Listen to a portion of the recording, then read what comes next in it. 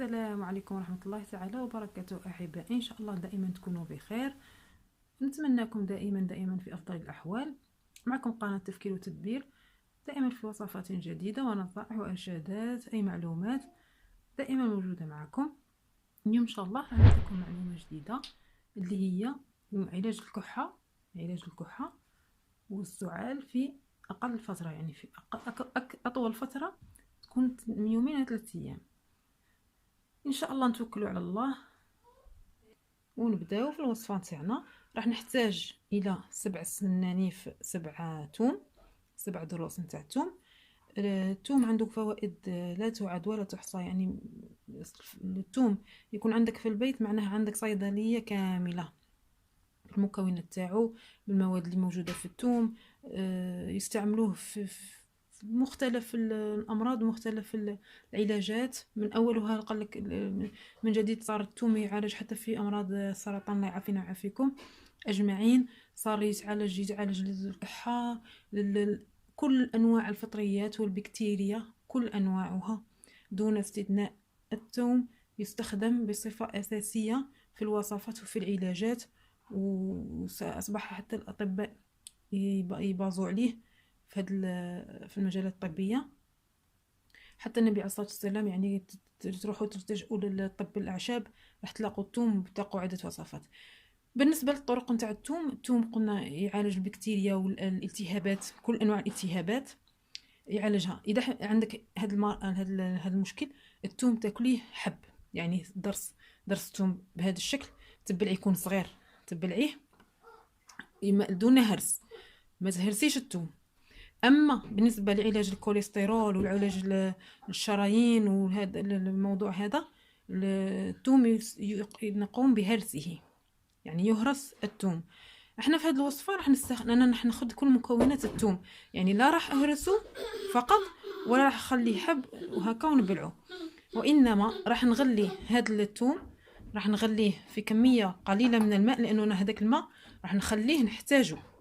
نغلي هاد الثوم حتى المكونات تاعو تطلق في هذاك الماء، وحتى من نهرسو ما يروحوليش هذوك المكونات، ما نفقدهمش، يبقاو فيه. لانه الثوم من تقومي بالهرس نتاعو راح تحدث عمليه كيميائيه. هذيك العمليه الكيميائيه تقوم المواد اللي فيه تتحول الى مواد اخرى. طبعا هذيك فيها الفائده، والثانيه كذلك فيها الفائده، ولكن كل وحده وعندها المجال نتاعها. سمعيني مليح في هذا الكلام. يعني الثوم اذا حبيتي مثلا تعالجي، قلت لك اختي، يعني الثوم يستخدم في طريقتين مختلفتين، كل طريقه عندها مكونات تاعها الخاصه. بالنسبه للثوم من يكون هكا عنده ماده الاليسين.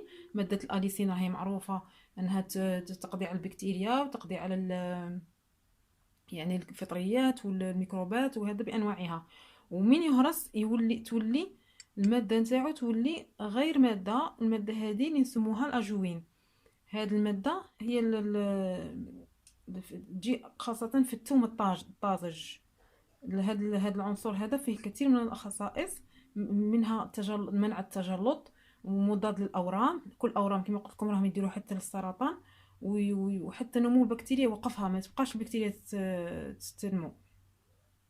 الثوم يعني معجزه سبحان الله العظيم، معجزه الهيه. عنده العديد من المركبات، ومستمده، معظمها مستمد من الكبريت، والكبريت هنا عارفوا عضو اساسي ونشيط، يعني سبحان الله العظيم. وعنده كذلك عنده يعني السعرات الحراريه، غني بالسعرات الحراريه والبروتين والكربوهيدرات، هادو كلهم موجودين، والمغنيز موجودين في الثوم. فقط في هذا العنصر هادو الثوم اللي عنده حتى نقص في الكالسيوم يستخدم الثوم، فيتامين سي، هادو كلهم، لانه سبحان الله غني بهذه المواد. وحتى الامراض المزمنه هو يعالج حتى الامراض المزمنه، سواء متعلقه بالقلب ولا نظام الدم ولا الضغط. حتى اللي عنده مشكل الضغط حنا نعرفوا، يقول لك يحط اللي عنده الضغط يحط سنيف ثوم يحطه تحت اللسان، يعالج الضغط باذن الله.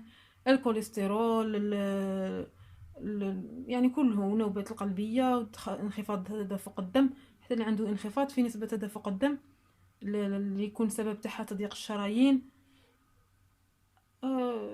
يعني يتوكل على الله ويستعمل الثوم ويدير النية فيه وباذن الله يكون العلاج ال- حتى نذكروا كذلك ما ننساوش بلي الانفلونزا يستخدم الثوم لعلاج، ولأي أنواع لدغات الحشرات ولا أنواع البكتيريا والفطريات والالتهابات. قلنا التهابات، حتى لو كان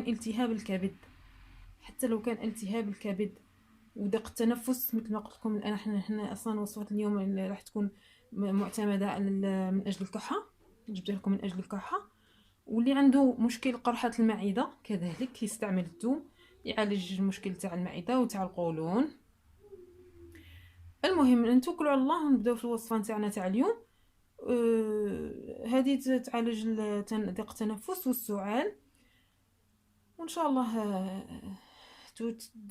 تحضروها وتستفادوا.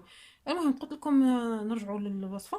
قلت لكم هذا الماء راح غادي نغليه اولا، ومن بعد من يغلى الماء تاعو، يعني نحاول ما نرميش الماء كما هو، نحاول نطحنه ونرجع لكم. سيداتي بالنسبه شوفي هذاك الثوم غليته، بقى فقط قليل شويه ماء ماشي بزاف. غادي نديرو في صحن، في الصحن به بهذاك الماء. قلنا 7 دروس ثوم، ها 7 دروس. نهرس هذوك الثومات كلهم 7.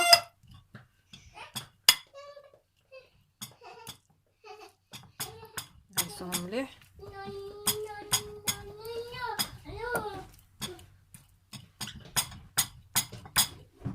هرسي داك الثوم مليح باش ما يغبنكش. من بعد نديرو العسل، نديرو بون في 7 حندير 3 عسل. العسل حاولي ما تدخليش المغروف تاع الحديد عندك هنا. بسم الله.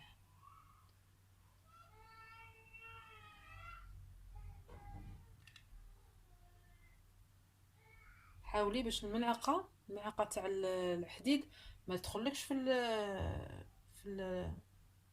البول نتاع العسل. العسل كذلك معروف بالفوائد تاعو. والان حنديرو زيت الزيتون، نفرغوا داك العسل.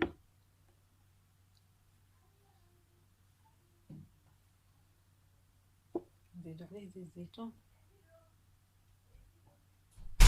بسم الله الشافي، اللهم انت الشفاء وك الشفاء. دائما وابدا ندعيو لهم الشفاء كل مرضانا مرضى المسلمين. تحركي المكونات.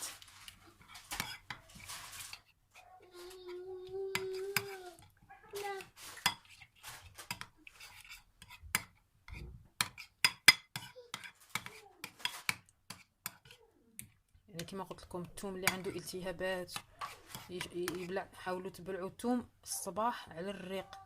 الصباح تبلعي ثوم، ديري وحده صغيره بلعيها نفوتوا بالماء على الريق الصباح. اللي عنده مشكل تاع الضغط يحطوه تحت اللسان، يديروا تحت لسانه. واللي عنده مشكل تاع القلب وهذا اللهم عافينا ويشافيه، يطحن الثوم، يطحنوا يهرسوا وياكل، او يديروا في الحلق ويهرسوا قبل ما يبلعوه. ما يبلعوش هكذاك، يهرسه في الفم في الحلقه نتاعو، يتهرس الثوم ثم يبلع. وبالنسبه لهذه الوصفه ياخذها المريض، ياخذها 3 مرات في اليوم، مرتين 3 مرات، ملعقه صغيره كما نسيغو، يشربها 3 مرات وبالشفاء عليه. نتمنى الشفاء لجميع المرضى المسلمين يا ربي. ان شاء الله تحاولوا تجربوا هذه الوصفه هذه، وربي يشفيكم ويعافيكم. القناه تاعي ترحب بكم جميعا، واتمنى لكم دائما تكونوا بصحه وعافيه. ونحاول نكتب لكم فوائد الثوم في الاخير، اللي حاب يقرا ويشوف طرق الاستعمال تاعو ولاي علاج ماذا بيا تستفادوا معايا. ولا عندكم شي استفسار اتركوا لي تعليق. نتمنى دائما تكونوا بخير، والسلام عليكم ورحمه الله تعالى وبركاته.